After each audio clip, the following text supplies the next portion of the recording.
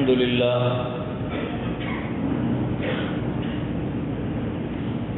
لله الذي هدانا لهذا وما كنا لنهتدي لولا أن هدانا الله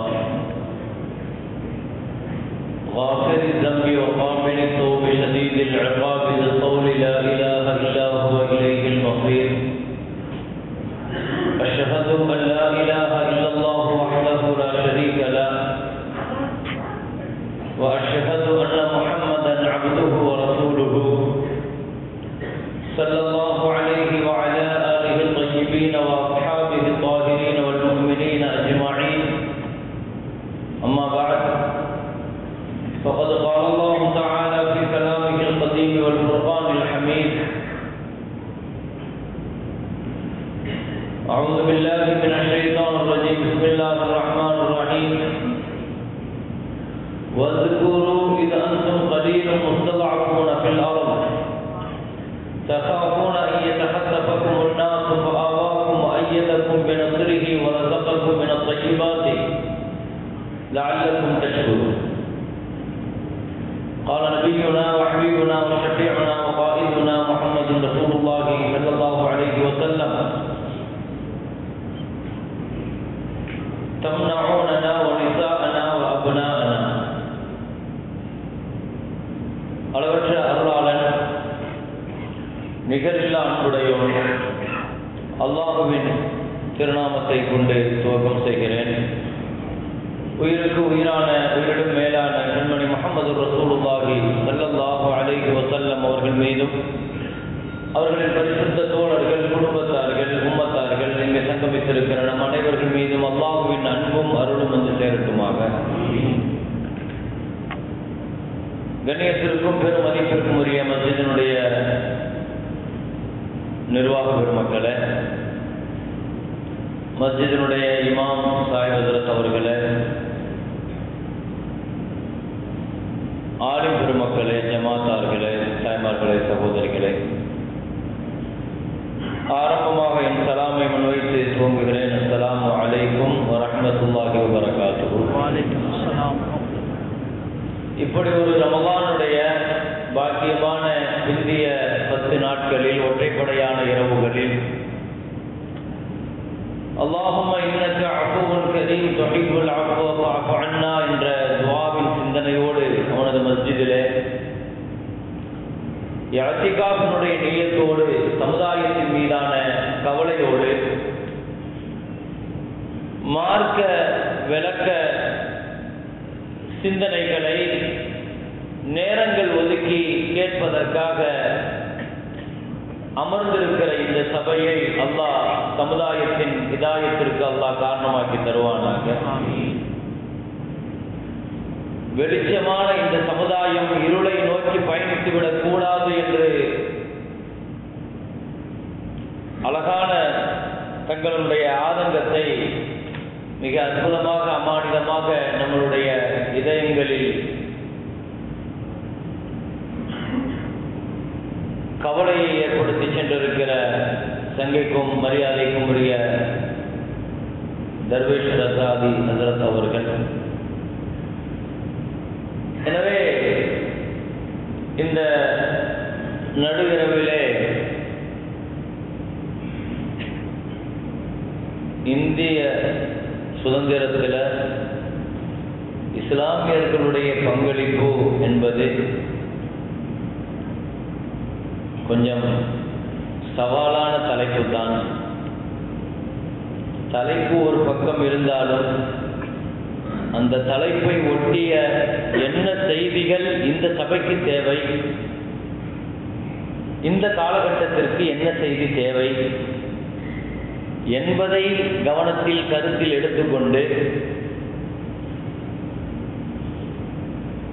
சுதந்திரத்தை பற்றிய நமக்கான பங்களிப்புகளை மீண்டும் மீண்டும் நமக்குள்ளேயே பேசிக் கொள்வதில்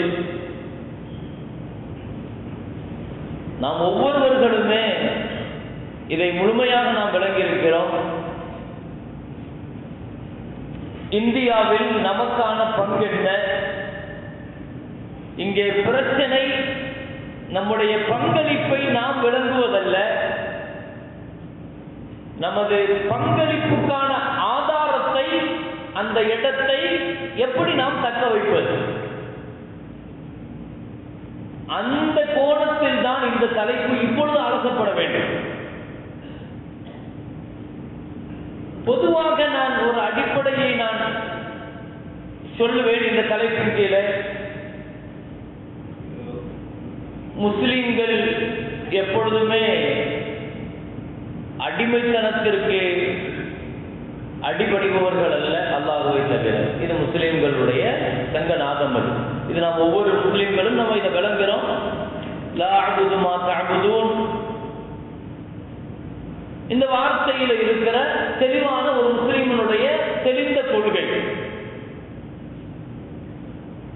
இங்கே நமக்கான பிரச்சனை என்ன? இப்பொழுது திட்டமிட்டு மிக தூரநோக்கான சிந்தனையோடு, நீண்ட அஜெண்டாவோடு முஸ்லிம்கள் அவர்களுடைய வாழ்வாதாரங்கள், அவர்களுடைய வரலாறுகள் இதெல்லாம் மறைக்கப்பட்டது, திரிக்கப்பட்டது, திணிக்கப்பட்டது. இதெல்லாம் தாண்டி உச்சகட்டமாக முஸ்லிம்களுக்கு எதிரான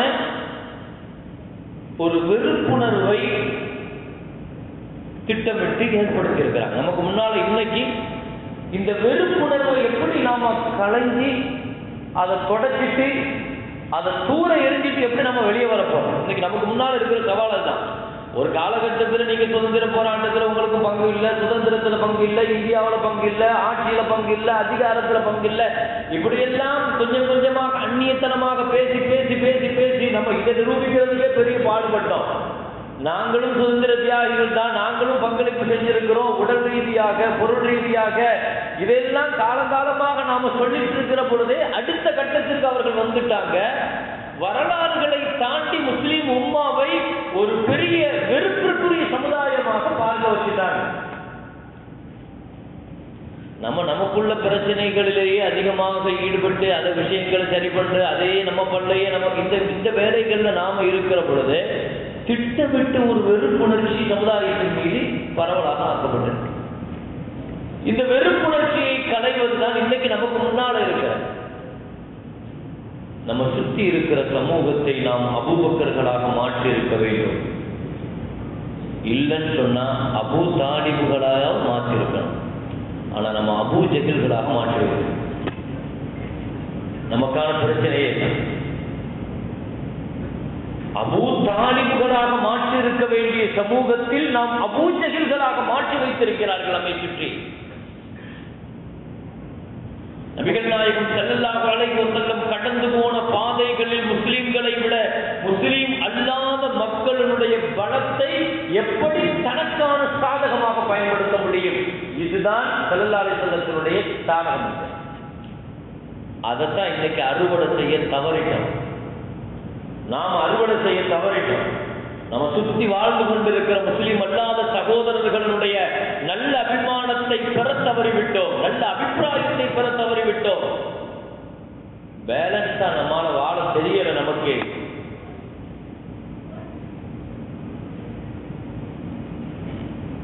தனித்துவமாக வாழ்கிறேன் என்ற பெயரில் நான் தனித்து நிற்கிறேன், கலந்து வாழ்கிறேன் என்ற பெயரில் கரைந்து போய்விட்டேன். நம்முடைய பிரச்சனையே அதுதான். நடுவுல நிற்க தெரியல. கலந்து வாழலாம், ஆனால் நாம கரைஞ்சிடக்கூடாது.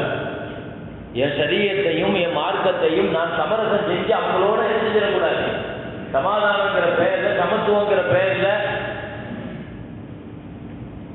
நான் பேசுகிற அடிப்படை விஷயங்கள் புரியுது நினைக்கிறேன். ஏன்னா இந்த காலகட்டத்தில் முஸ்லீம்கள் நம்ம பலப்படுத்திக்கிறது எப்படி என்பதுதான். இங்கே ஒரு வரலாற்று ஆய்வு எல்லாம் கிடையாது. சுதந்திர போரினுடைய விஷயங்களை என்னை விட யார் யாரெல்லாம் இதில் பங்களிச்சாங்க, என்ன செஞ்சாங்கிறதெல்லாம் அந்த பார்மெண்ட் உங்களுக்கு நல்ல தெளிவாக தெரியும். மீண்டும் மீண்டும் நான் இதை சொல்றேன். இந்த தலைப்புகள் நமக்கான உணர்ச்சிக்காக, நம்மளுடைய உணர்ச்சிகளை ஒருமைப்படுத்துவதற்காக, ஒருங்கிணைப்படுத்துவதற்காக தரப்பட்டிருக்கலாமே தவிர இந்த தலைப்பினுடைய ஒளியில் நான் இப்போ பார்க்கிறது இந்த சமுதாயம் இன்னைக்கு இருக்கிற பிரச்சனையில என்ன தேவை, இந்த தலைப்பினுடைய விஷயங்கள்ல நாம யோசிக்க வேண்டிய விஷயம் இதுதான். நாம் தனித்து விடப்பட்டிருக்கிறோம். மறுபுறத்தில் கலந்து வாழ்கிறேன் என்ற பெயரில் கரைந்து போயிருக்கிறோம். இந்த ரெண்டுக்கும் மத்தியில் இந்த சமுதாயத்தை எப்படி மீட்டெடுப்பது என்பதுதான் நபிகள் நாயகம் ஸல்லல்லாஹு அலைஹி வஸல்லம் ஜெயித்து காட்டிய வெற்றியாக மிகச்சிறந்த அளவில் ரசூலுடைய மகத்தான வெற்றி பணிகளில், வெற்றி படிக்கட்டுகளில் குர்ஆன் சொல்லுகிற இந்த 3 விஷயங்களைத்தான் நான் இன்றைக்கு சொல்கிறேன்.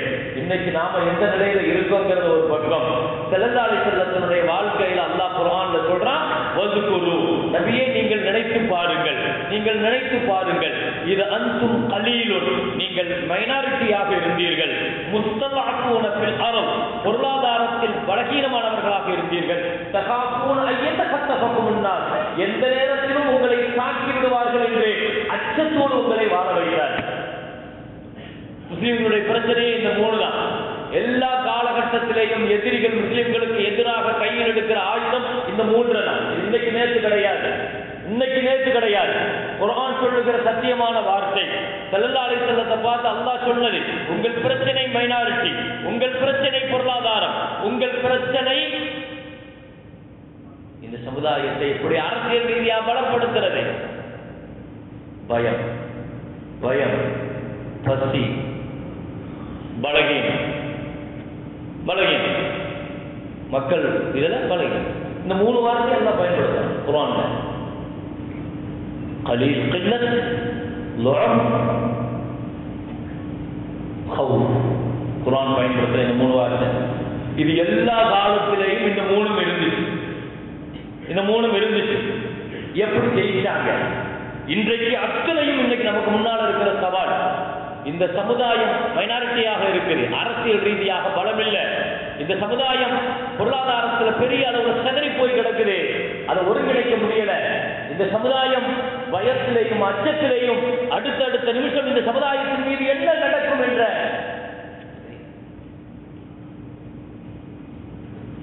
நபிகள் நாயகம் ஸல்லல்லாஹு அலைஹி வஸல்லம் இதை எப்படி ஜெயிச்சு காட்டினாங்கிறது தான் நமக்கு முன்னால் இருக்கிற இன்னைக்கு முக்கியமான பிரச்சனை.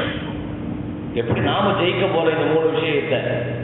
அரசியல் ரீதியாக இந்த சமுதாயம் பலப்படுத்தப்படணும்,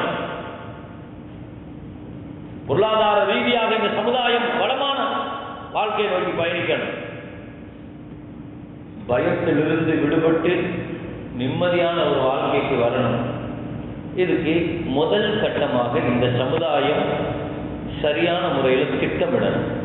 திட்டமிடுதல்ங்கிறது ரொம்ப முக்கியம். இதை ஸல்லல்லாஹு அலைஹி வஸல்லம் எப்படி ஜெயிச்சாங்கிறத மட்டும் நான் சொல்றேன். மதீனாவுக்கு போகிறதுக்கு முன்னால உள்ள நிலைமைகள் இதுதான். மக்காவுடைய இந்த 13 வருஷ வாழ்க்கையில இந்த 3மே தான் ரசூலுல்லாஹி பிரச்சனை. மைனாரிட்டி பிரச்சனை இருந்துச்சு, பொருளாதார பிரச்சனை இருந்துச்சு, பயம் பிரச்சனையா இருந்துச்சு. இந்த 3 எப்படி ஜெயிச்சாங்க அப்படிங்கிறதுக்கு உண்டான குர்ஆன்ல அல்லாஹ் தஆலா அதுக்கு ஒரு 3 வார்த்தையை பயன்படுத்துறான். ஃபஆவாக்கும் வஅய்யதக்கும் வரஸகக்கும். அல்லாஹ் இந்த 3ஐயும் ஜெயிக்கிறதுக்கு 3 விஷயத்தை தந்ததாக சொல்றான்.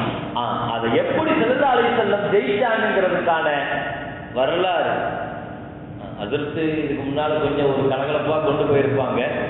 ஆனா ஒரு கவலையான விஷயம்ங்கிறதுனால, கவலையான நேரங்கிறதுனால நான் கொஞ்சம் இந்த விஷயத்தை கொஞ்சம் நான் ஒரு மனதளவுல இது சம்பந்தமாக நாம கொஞ்சம் கவலையை இன்னும் அழுத்தமாக்கணும், என்ன செய்யலாம்ங்கிறத யோசிக்கணும். இன்ஷா அல்லாஹ் இந்த நல்ல இரவுல, இந்த ராத்திரியில நாம் பேசுகிற இந்த வார்த்தையா இருக்கட்டும், அல்லது உட்கார்ந்து இருக்கிற நீங்களாகட்டும், அல்லது நாம பேசிக்கொள்கிற இந்த கவலையாக ஆகட்டும், அல்லாஹ்ட்ட கபூலியத்தை பெறுறதுக்கு 1 நிமிஷம் தான் வேணும்.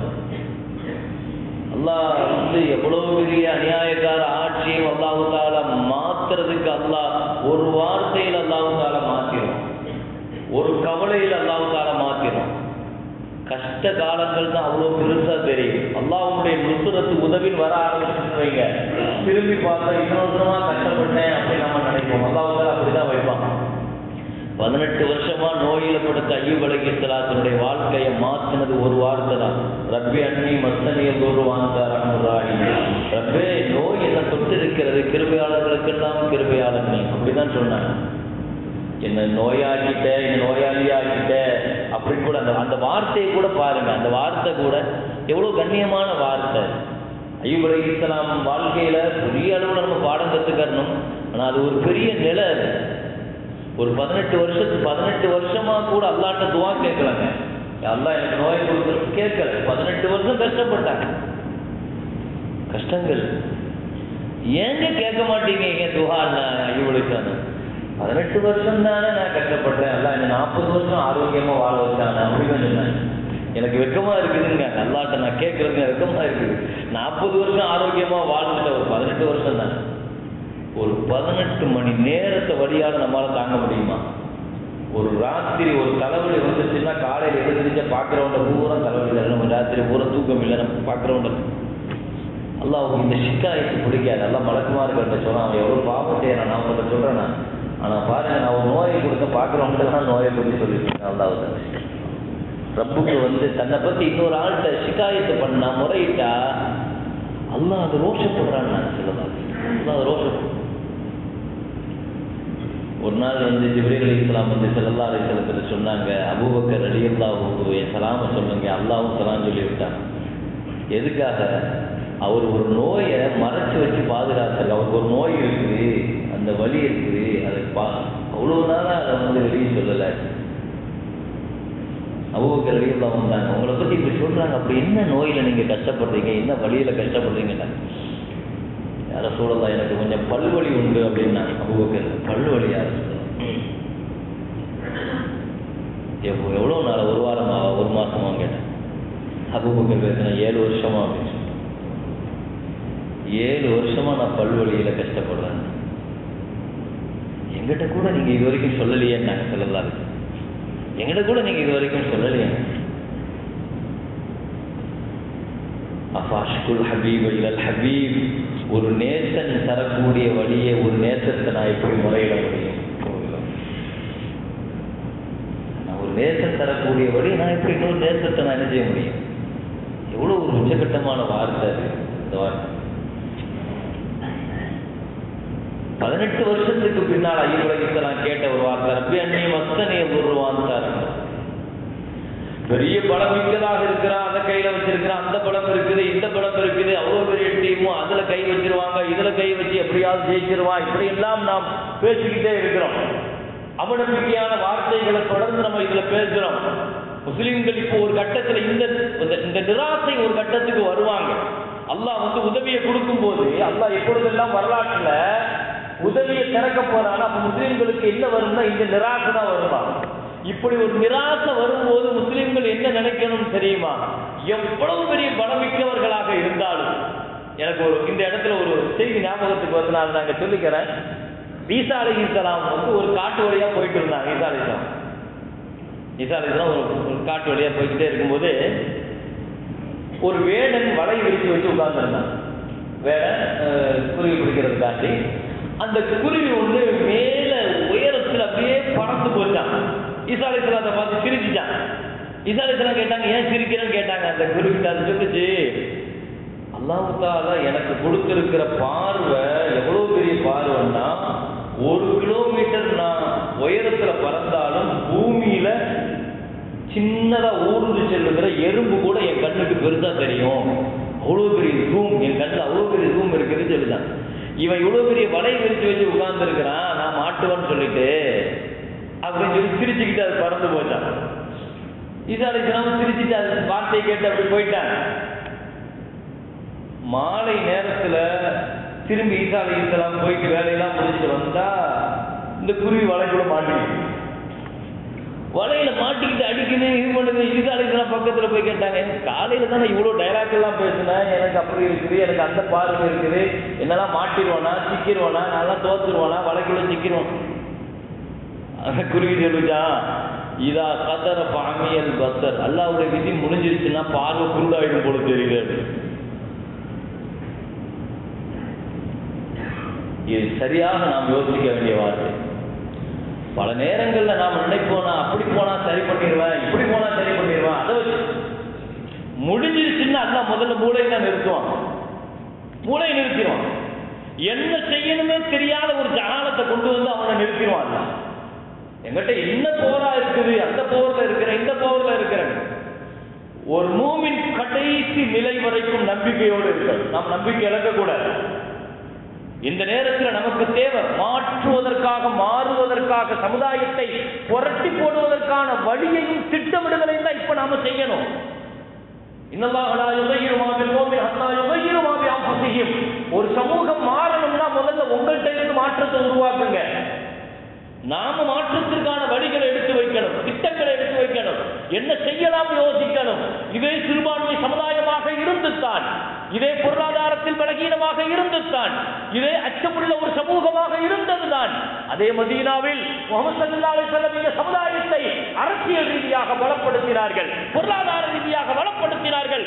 பயத்தை வென்று ஸல்லல்லாஹு அலைஹி வஸல்லம் அச்சமில்லாத வாழ்க்கை இந்த சமூகத்துக்கு கொடுத்தாங்க. ஏன் முடியாது? இந்த சமுதாயத்தினுடைய ரோல் மாடல் அவங்க தான். ஏன் ஜெயிக்க முடியாது? ஜெயிக்கிறதுக்கு என்ன செய்யணும்? நபிகள் நாயகம் ஸல்லல்லாஹு அலைஹி வஸல்லம் மதீனாவுக்கு போகிறதுக்கு முன்னால அழகான ஒரு திட்டமிடுதலை ஏற்படுத்தினாங்க. இந்த சமுதாயத்தில் இன்னைக்கு இல்லாதது தக்தீத் தான். 1000 காரணங்களை சொல்லுங்க.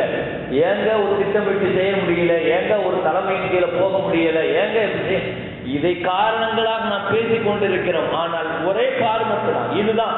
எந்த காலத்திலையும் இதை சாத்தியப்படுத்தினா மட்டும்தான் முஸ்லிம் சமுதாயம் அரசியல் ரீதியாக செல்வாக்கு அணுக முடியும், பொருளாதார ரீதியாக பலப்படுத்த முடியும்.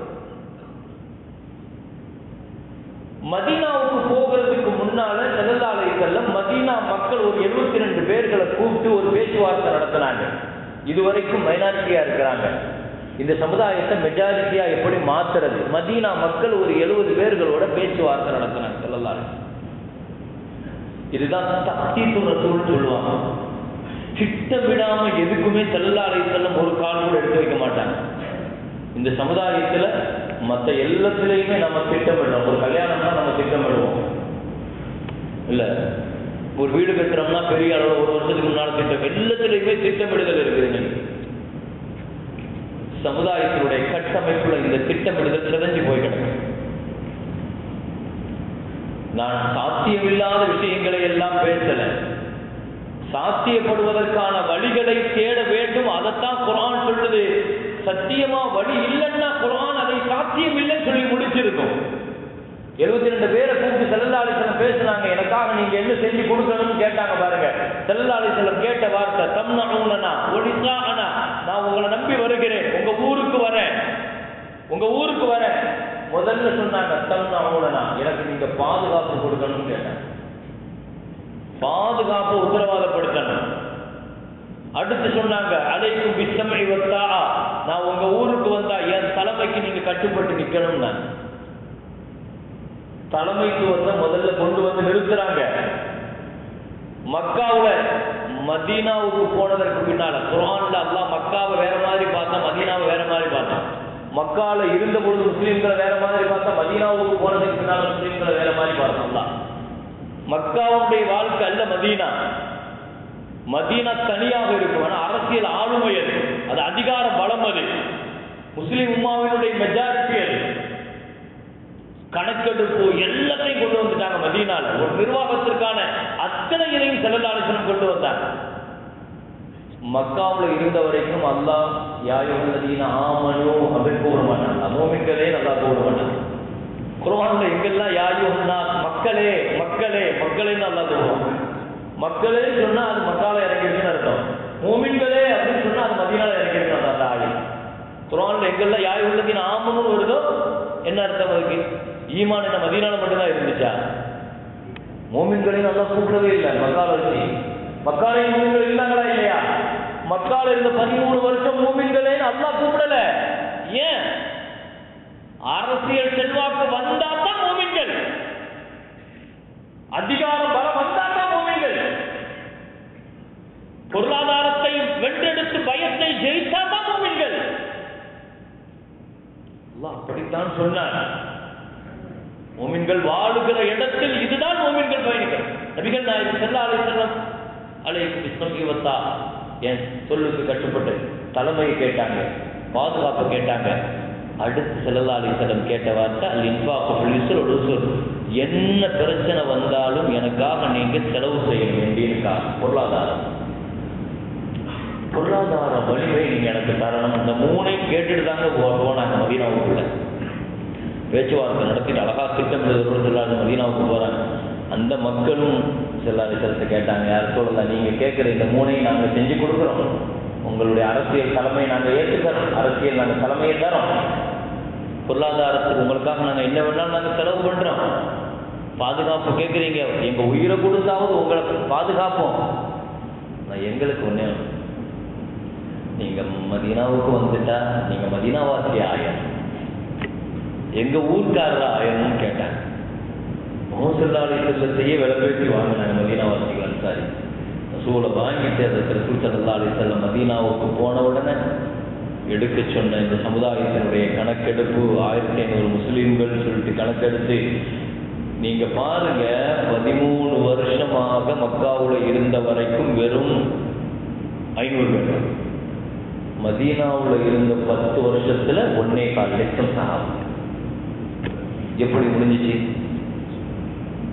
இது எல்லாமே நான் சொன்ன இந்த பலப்படுத்தினா மட்டும்தான் இந்த சமுதாயத்தினுடைய பாதுகாப்பு. 200 கோடி பேர் இருக்கிறோம், 200 கோடி பேர் இருக்கிறோம், 57 நாடு இருக்குது, நம்மள்கிட்ட கனிம வளம் இருக்குது, தாவர வளம் இருக்குது, எல்லா பழமும் இருக்குது, எல்லாத்தையும் வச்சிருக்கிறோம். பொருளாதார உரிய காலத்தில் அரசியல் பலத்தை ஒன்றிணைக்கலன்னு சொல்லி சொன்னா இது எல்லாமே ஒண்ணுமே இல்லை. இந்த சமுதாயத்தினுடைய பிரச்சனையே அதுதான். பணத்தை மட்டும் வச்சு என்ன செய்ய? பொருளாதாரம் இருக்குது, எல்லாருக்கும் சொன்னாங்க இல்லையா, இந்த ஆடு வைக்கிற கூட்டம் தான் உலகத்திலேயே பணங்காசுல பெருசா வச்சு உலகத்துல பெரிய கட்டிடங்கள்லாம் கட்டுவாங்கன்னு சொல்லலாம். அரபுகளை பார்த்து சொன்னாங்க, காலில் செருப்பு இல்லாம உடம்புல சரியா துணி இல்லாம அறகுறையா இவங்க தான் உலகத்திலே பெரிய கட்டிடங்கள் கட்டுவாங்க. அப்படிப்பட்ட பொருளாதாரம் எல்லாம் இருக்குது, இன்னைக்கும் இருக்குது. ஆனா அரசியல் தலைமை அதிகார ஒருங்கிணைப்பு கட்டுண்டு சிதறி போய்கிறது. நபிகள் நாயகம் ஸல்லல்லாஹு அலைஹி வஸல்லம் மதீனாவுக்கு வந்தவுடன் இந்த 3 நோக்கித்தான் நகர்த்திட்டு போனாங்க. நான் அரசு ரீதியாக மெஜாரிட்டியாக இந்த சமுதாயத்தை உருவாக்கணும், பொருளாதார பலத்தை உருவாக்கணும், பயம் இல்லாத சமூகத்தை உருவாக்கணும். ஸல்லல்லாஹு அலைஹி வஸல்லம் மதீனாவுக்கு போன உடனே செய்த 2 பிரகடனம், 2 விஷயம் ஞாபகத்தில் வைங்க. இன்ஷா அல்லாஹ் ஷீரான் ஈராக்ல ஒரு பகுதி இருக்குது, அந்த பகுதியிலிருந்து ஒரு பெண் தன்னந்தனியாக மக்காவுக்கு வந்து ஹஜ் செஞ்சுட்டு போற பாதுகாப்பை என் அரசு கொடுக்கும். நான் சொல்லலாம் பயத்திலிருந்து. அடுத்து ஸல்லல்லாஹு அலைஹி வஸல்லம் சொன்னாங்க, இதே மதீனால பணங்காசுகளை எடுத்துட்டு ஜகாத்துக்கும் சதகாவுக்கும் நீங்க தங்கத்தையும் வெள்ளியும் அள்ளிட்டு வந்து மக்களை தேடுவீங்க, தேவை உள்ளவங்களை யாரும் கிடைக்க மாட்டாங்க. 2 வாக்குறுதி கொடுத்தாங்க. ஆட்சி பொறுப்பை கொடுத்த உடனே ஸல்லல்லாஹு அலைஹி வஸல்லம், நான் இன்ஷா அல்லாஹ் இந்த மதீனாவை இப்படி மாற்றி காட்டுவேன்னாங்க. அந்த 2ஐ நோக்கித்தான் நபிகள் நாயகம் ஸல்லல்லாஹு அலைஹி வஸல்லம் தங்களுடைய எடுத்துட்டு போனாங்க. அல்லாஹ் அக்பர். 10 வருஷத்துல வேகமாக ஒரு அரசியல் ரீதியான பலத்தை உண்டாக்கி, மெஜாரிட்டியை உண்டாக்கி, முஸ்லிம்கள் 2000 பேர்கள் இருந்தாங்க அன்னைக்கு யூதர்கள், அவர்களை தாண்டி முஸ்லிம்களை லட்சக்கணக்கில் கொண்டு வந்து நிறுத்தினாங்க. மதீனாவினுடைய சந்தை யூத பிடியில் இருந்துச்சு, அதை மாற்றி முஸ்லிம்கள் அந்த மதீனாவுடைய சந்தையை கைப்பற்றினாங்க. நபி ஸல்லல்லாஹு அலைஹி வஸல்லம் இப்படியெல்லாம் கொண்டு வந்து கடைசியாக வஃபாத் ஆகிற வருஷம் ஸல்லல்லாஹு அலைஹி வஸல்லம் சொன்னாங்க, மன் தரக்க மாலன் சொல்லி வரசத்தி ஒமன் தரக்க தைனன் இளைய, நீங்க சொத்தை விட்டுட்டு போனா உங்க சொந்தங்களுக்கு கொடுங்க, நீங்க கடனை விட்டுட்டு போனா கவலைப்படாதீங்க, என் அரசு அழைக்கும். நான் சொல்லலாம், கடனாளிகளே இல்லாத ஒரு சமூகத்தை உருவாக்குவேன் என்று நபிகள் நாயகம் ஸல்லல்லாஹு அலைஹி வஸல்லம் அந்த சமுதாயத்தை நோக்கி ஸல்லல்லாஹு அலைஹி வஸல்லம் கொண்டு போனாங்க. அந்த காலகட்டம் எப்போ வந்துச்சு? அல்லாஹு அக்பர். உமர் ரலியல்லாஹு அன்ஹுடைய ஆட்சி காலத்தில் காபத்துல்லாஹ் தவாப் செஞ்சுட்டு இருக்கும்போது ஒரு பெண் தவாப் செய்யறதை பார்த்து உமர் ரலியல்லாஹு அந்த பெண்ணிட்ட கேட்டாங்க, அம்மா நீ எங்கே இருந்து வரேன்னு கேட்டாங்க. அந்த பெண் சொல்லுச்சு, நான் ஈராக்ல இருந்து வரேன். தனியாவா வந்தேன்? தனியாக வந்தேன். ஈராக்கில் இருந்து இங்கே வரைக்கும் நீ வந்த அந்த பாதை எங்கள் ஆட்சிக்கு உட்பட்ட நிலப்பரப்பு, நாங்கள் ஆட்சி செய்து கொண்டிருக்கிறோம். தனியாக வந்திய உனக்கு அச்சுறுத்தல் இல்லையா, உனக்கு பயம் இல்லையா, உனக்கு எந்த பிரச்சனையும் இல்லையான்னு கேட்டாங்க. அந்த அம்மா சொல்லிச்சு, நான் அவ்வளவு தூரம் தன்னந்தனியாக நான் வந்து ஹஜ்ஜுக்கு வந்தேன். நான் கடந்து வந்த பாதைகளில் எத்தனையோ இளைஞர்கள், இஸ்லாமிய இளைஞர்களை சந்தித்தேன். அவர்களுடைய பார்வை காலினுடைய பெரு விரலை விட்டு உயரவில்லை. சதக ரசூலுல்லாஹி ஸல்லல்லாஹு அலைஹி வஸல்லம். முஹம்மது ஸல்லல்லாஹு அலைஹி வஸல்லம் இதை உண்மை சொன்னார்கள். எப்படி ஒழுக்கம் உள்ள ஒரு சமூகத்தை உருவாக்கிட்டாங்க. 10 வருஷத்தை முடிக்கிற பொழுது ஒழுக்கமுள்ள சமூகமாக உருவாக்குனாங்க. அந்த சமுதாயத்தை கட்டமைச்சாங்க. ஒரு தலைமையின் கீழே கொண்டு வந்தாங்க. என்ன சாதிக்க நினைச்சாங்க, என்ன சாதிச்சாங்க அத்தனையும் அந்த ஹஜ்ஜினுடைய உரையில எல்லாத்தையும் சொல்லி முடிச்சுட்டாங்க. அந்த ஹஜ்ஜினுடைய உரையில பார்த்தாலே தெரியும். செல்லாத 10 வருஷத்துல எப்படி கொண்டு வந்து நிறுத்திட்டாங்க அந்த சமுதாயத்தை. கேட்டாங்க, இது எந்த ஊர், இது எந்த ஊர் கேட்டாங்க. எங்க வச்சு கேட்கிறாங்க? மக்காவில் வச்சு. எந்த ஊர்னு கேட்கிறாங்க. என்ன சொல்லலாம்? மக்கான்னு சொல்ல தெரியாதா? எங்களுக்கு தெரியாது. யாரும் சொல்லலாம். அல்லாஹ் ரசூலுக்கு தெரியும். நீங்களே சொல்லுங்க, இது எந்த ஊர்னு கேட்டாங்க. இது மக்கா இல்லையா? இது மக்கா இல்லையா? ரசூலுல்லாஹ் நீங்க சொன்னா மக்கான்னு வச்சுக்கிறோம் அப்படின்னு. ஒரு தலைமைக்கு எப்படி கட்டுப்பட்டாங்க பாருங்க. அந்த வார்த்தை எப்படி நிறுத்தினாங்க பாருங்க. இது அரஃபாவுடைய நாள் இல்லையா? துல்ஹஜ் மாதம் இல்லையா? அத்தனை பேர்கள்ட்ட கேட்டாங்க. இவ்வளவு பெரிய கூட்டத்தில் ஏதாவது குடும்பங்கள்ல சண்டை போட்டிருக்கிறீங்களான்னு கேட்டாங்க. அல்பீக்கும் காசி ஒரு ஆமை சண்டை போட்டிருக்கீங்களான்னு கேட்டாங்க. அவ்வளவு பெரிய கூட்டத்தை எத்தனை பேர் எழுந்திருச்சிருப்பாங்கன்னு நினைக்கிறீங்க? ஒரே ஒரு மட்டும் எழுந்தார். அவர் வந்து சொன்னார், யார் சொல்லலாம், எனக்கும் என் அம்மாவின் சகோதரிக்கும் கொஞ்சம் சண்டை இருக்குது. நான் பேசல, அவங்க பேச மாட்டேங்காங்க, விட்டுட்டேன். சொல்லாத முதல்ல அதை சமாதானம் பண்ணுங்க. மீறி உள்ளவங்க எல்லாம் சொல்றாங்க எங்க குடும்பத்துல சண்டையே இல்லைங்கிறாங்க. ஒரு சமூகத்தை 10 வருஷத்துல இவ்வளவு வார்த்தெடுத்து ஸல்லல்லாஹு அலைஹி வஸல்லம் கொண்டு வந்து தங்களுக்கான தலைமையை நிரூபித்து பொருளாதார பலம், அரசியல் பலம் அத்தனையும் 10 வருஷத்துல முஹம்மது ஸல்லல்லாஹு அலைஹி வஸல்லத்தால சாத்தியமாக்க முடிஞ்சிச்சுன்னா குர்ஆன் சொல்லுது, ஃபஅவாக்கும் உங்களுக்கான அரசியல் அடைக்கலம் கிடைத்தது, வஅய்யதக்கும் பினஸ்ரிஹி அல்லாஹ்வினால் உங்களுக்கு மகத்தான அளவிற்கு அல்லாஹ் பயத்திலிருந்து அல்லாஹ் உங்களை பாதுகாப்பு உத்தரவாதப்படுத்தினா, ஒரு ரசகாக்கும் உங்களுக்கு பொருளாதார பலத்தை கொடுத்தான் என்று முஹம்மது ஸல்லல்லாஹு அலைஹி வஸல்லத்தினுடைய வாழ்க்கையில் கண்ணியமிக்க மேலான பெருமக்களே, இப்படியான இந்த 3 வாக்குறுதியையும் அல்லாஹ் முஃமின்களுக்கு அல்லாஹ் குர்ஆன்ல கொடுக்கிறான். நமக்கும் அல்லாஹ் கொடுக்கிறான். அப்படியான ஒரு காலம் வஅதல்லாஹு அல்லதீன ஆமனு மின்கும் அல்லாஹ் சொல்றான். முஃமின்களுக்கு அல்லாஹ் வாக்கு கொடுக்கிறான். லயஸ்தக்லிஃபன்னஹு ஃபில் அர்த் பூமி முழுக்க இஸ்லாமிய அரசியல் பலத்தை நிறுவப்படுகிறான் அல்லாஹ் தஆலா. உலகிமக்கின தீனஹு அல்லதி இர்ஸலாலஹு பூமி முழுக்க இஸ்லாமிய மார்க்கம் பலம் உலகிபத்திரன்னஹும் பாதி கௌஃபிஹும் அம்னா பயமில்லாத ஒரு வாழ்க்கை முஸ்லிம் சமூகம் சந்திக்கும். எனவே கண்ணியமிக்க மேலான பெருமக்களே, அப்படியான ஒரு திட்டத்தை நோக்கி இந்த சமுதாயம் நகர வேண்டிய காலகட்டம். நமக்கான அரசியல் ஒருங்கிணைப்பு, பொருளாதார பலம் இதையெல்லாம் கொண்டு போய் நிறுத்த வேண்டிய காலகட்டம். நபிகள் நாயகம் ஸல்லல்லாஹு அலைஹி வஸல்லம் அதை 10 வருஷத்துல சாத்தியமாக்குனாங்க. ஒரு 13 வருஷம் சிறுபான்மையினால் ஸல்லல்லாஹு அலைஹி வஸல்லம் இருந்துபட்ட கஷ்டங்களும் சோதனைகளும் சிரமங்களும் அது நமக்கான கடந்த 10 வருஷத்திற்கான ஒரு முன்னுதாரணமாக எடுத்துக்கொள்வோம்.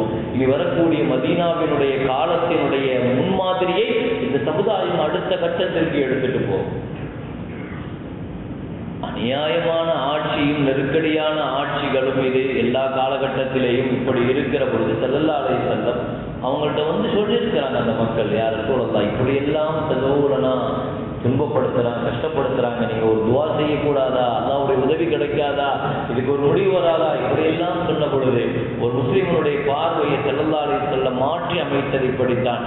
நீங்க என்னங்க பெரிய கஷ்டப்படுறீங்க, உங்களுக்கு முன்னால உள்ளவங்களை கொண்டு வந்து பூமிக்கு அடியில சொருகி அப்படியே மேல ஒரு அரசை வச்சு 2 துண்டா அறுத்து போடுவானுங்க அப்படின்னு நாங்க சொல்லலாம்.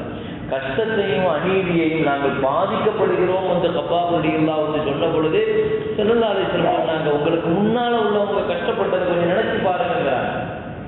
வாழ்க்கையில் இந்த நெருக்கடிகளை சந்திக்கிற பொழுது நாம மனசுல நினைக்க வேண்டும், அதுதான் ஒரு மோமினுக்கு முசீபத்து சோதனையும் வருகிற பொழுது நம்மோட முன்னோர்கள் நமக்கான ஒரு சிறந்த ஒரு ரோல் மாடல்களாக இருக்கிறாங்க.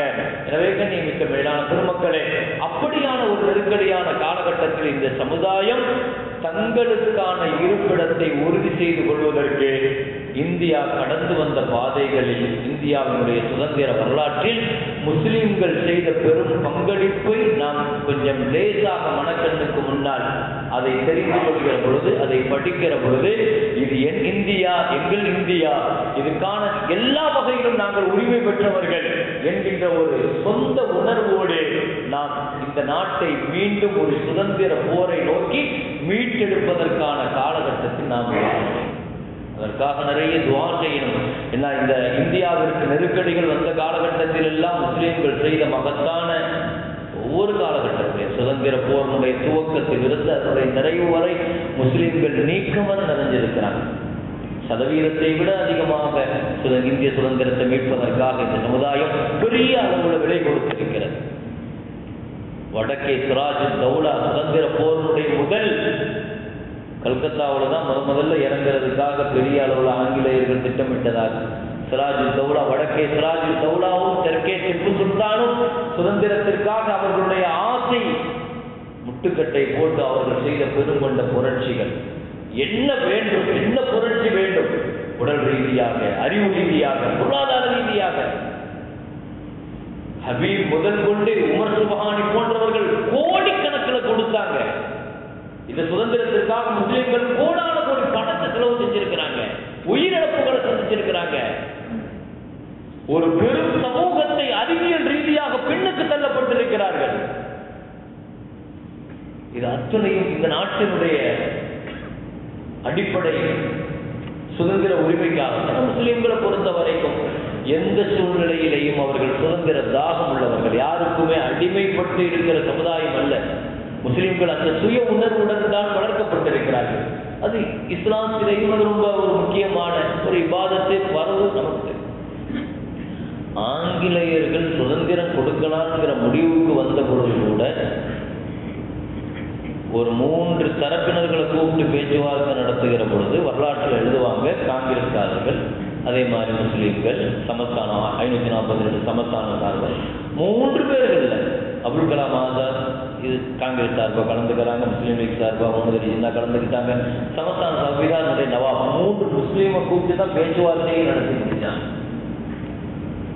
சுதந்திர வரலாறுகளை சொல்வது நோக்கம் அல்ல. இந்த நேரத்தில் சுதந்திரத்திற்கான பெரும் பங்களிப்பு என்னென்ன தேவைகள் அதை அந்தந்த காலகட்டத்தில் முஸ்லிம்கள் நிறைவேற்றிருக்கிறாங்க.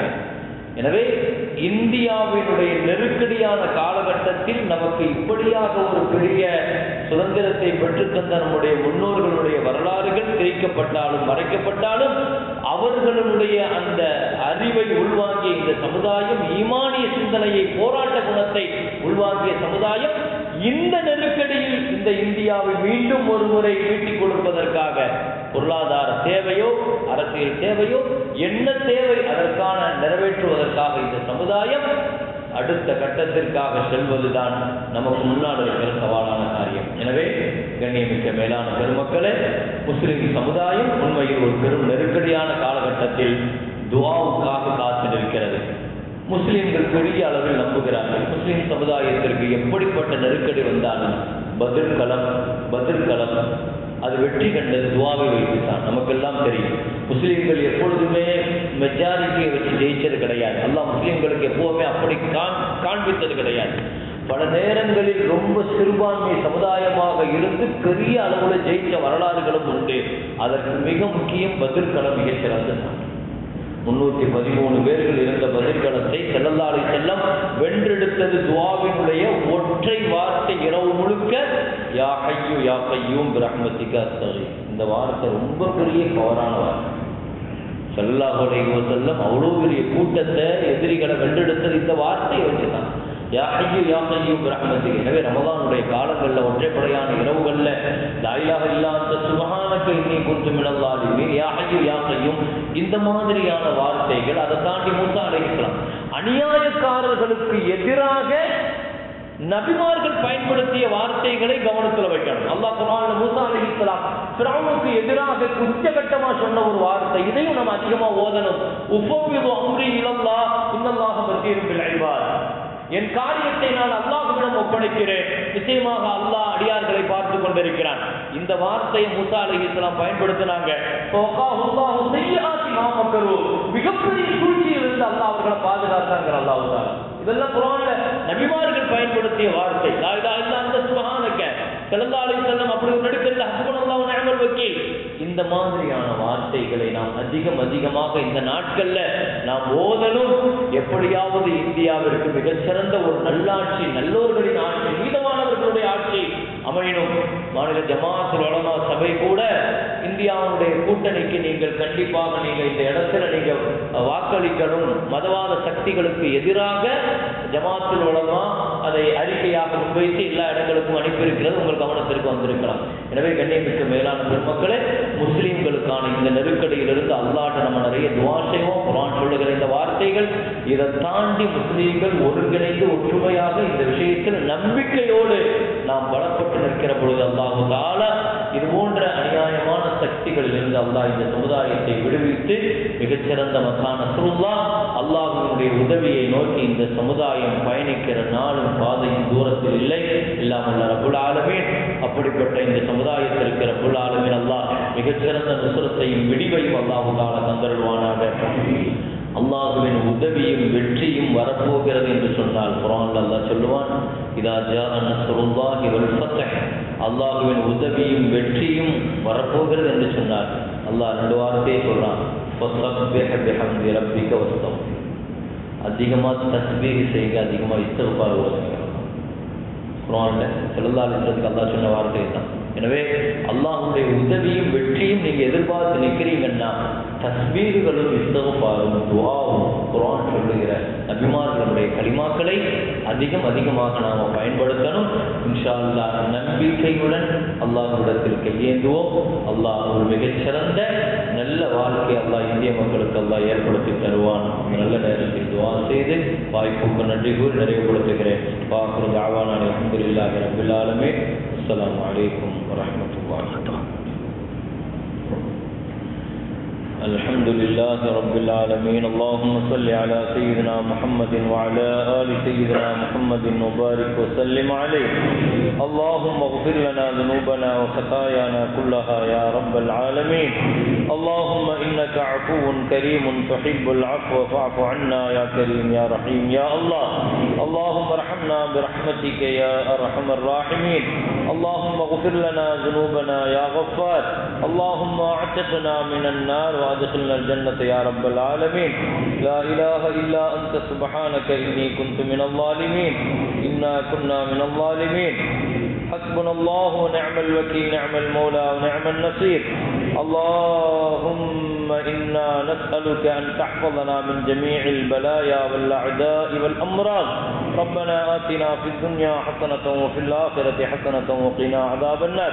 اللهم لا تسلط علينا من لا يخافك ولا يرحمنا.